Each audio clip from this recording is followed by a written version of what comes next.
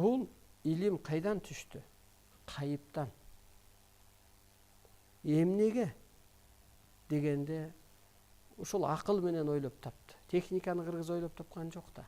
Медицинаны кыргыз ойлоп тапкан жок. Аны бир башка улуттар ойлоп тапты. Курал жабдыкты, саясатты. Кыргызга деле дин түшкөн эмес да. Ар бир башка улуттарга түшкөн, башка улуттарга көчкөн. Мына ошентип өздөрү ойлоп тапкан саясат, каражат, курал жабдык, ар кандай агым дин башыңа айланат.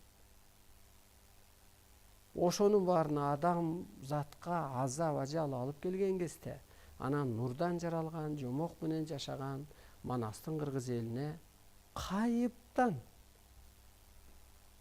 адам ата көрүнүп, бирөөнө жайсаң ата көрүнүп, да ушинтип отуруп мына берилди. Арсынбайга Теңир ата көрүнүп, Манас ата көрүнүп, шарт окуп, адамзатты куткаруу үчүн жаралгансыңар депчи.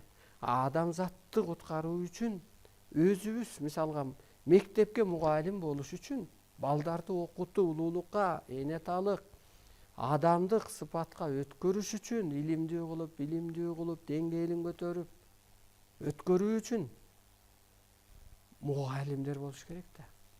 Окууну өткөн, ушул илимди түшүнгөн, өзү да өскөн, ошо мектептеги бала менен агайдын, эжедин айырмасы бардай, мына кыргызга дагы азыр талап ушул болуп атат. Адамзатты ааламдашууга өткөр. Ааламдашуу деген эмне экен? Ошо ааламдык түшүнүккө, арбайлык түшүнүккө. Мына биз айтабыз, өлбөстүк керек, боштондук керек, улуулук болот деп айтабыз. Мына улуулук, боштондук, түбөлүктүүлүк, жаратуучулук деп 5 секунд айтабыз. Мына мурунку сабактарда. Чын эле өлүм жоюлабы десеңиз, ооба.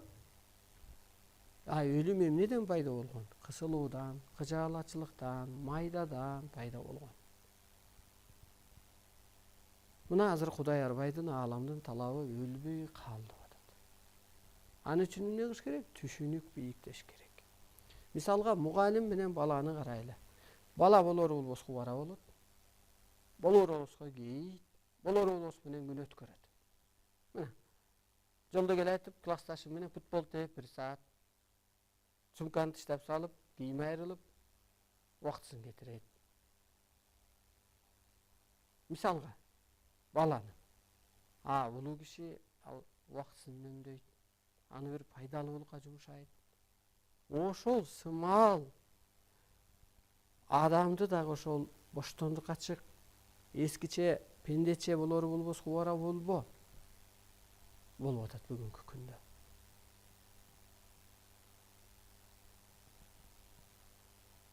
Өлүм эмнеден пайда болуптур? Ошол майда түйшүктөн. Мына ар кандай агым диндерге кирип алды. Түшүнбөйсүң, баары эле Аллах акбар дейт. Ошол дин келип, ыйман, ак жол деген ар кандай түшүнүктөр келип, адамды кысып койду да. Улуулугун кетирип койду. Мисалга көрдүңүзбү? Эртең менен ушул туруп намаз окуу, эртең менен уйкудан калуу деле өзү канча нерв кетет, канча стресс болот.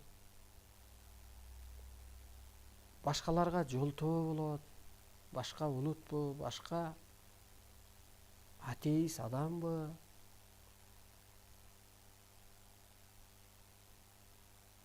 Пендече деле ак карага түшүп алуу.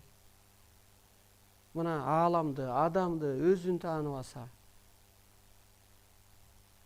адам ааламдан келгенин билбесе, сый болбой атат да, ал адам улуу экенин, адам нурлуу экенин, анын дагы назары бар экенин. Ошону билбей, өз баласын, өз жакынын гана сыйлайт, ошону защита кылат. кыжаалат болот бирөөнүн кебине сөзүнө. Мына кысылуу, карылык ушундан менен келип атат. Эмоциядан анан тамакташык жеп коюп атат, нервиштеткенде. Ал ден соолугуна зыян болуп атат. А улуулукка өтсө, эмоциянын ордуна энергия пайда болуп атат. Тамактануу азаят өзүнөн өзү.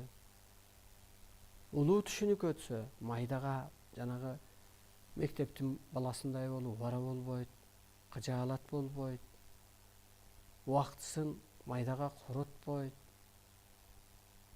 Деги эле бул адам мына ойлонолучу. Бул дүйнөгө эмнеге келебиз? Кана мындай ойлонолу.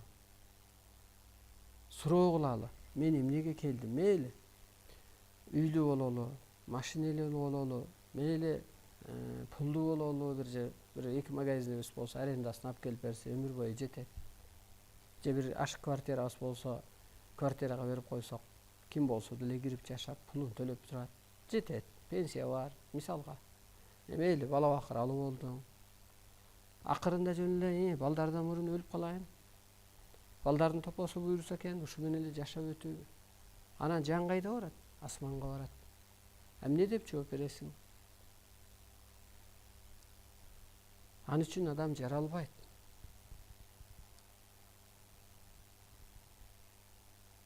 Адам кызмат үчүн жаралат. Кыргыз куткаруучу. Кыргыз ошон үчүн жана Кытайда иштеп кете албайт. Чуркап, кыз мындай бир. Табит өзү жол бербейт. Ошо жалкообуз кыргыз дейт. Чын эле ал жалкоо да, эми Кудай жалкоо, периште жалкоо. Мына ою менен иш бүтүп атса жаңы-доордо, оозу менен иш бүтүп атса, батасы менен иш бүтүп атса, ошого жаралып калган да өзү. Ошондуктан айтып атабыз да, келиңиздер кыргызды өзүнө таанытып туруп,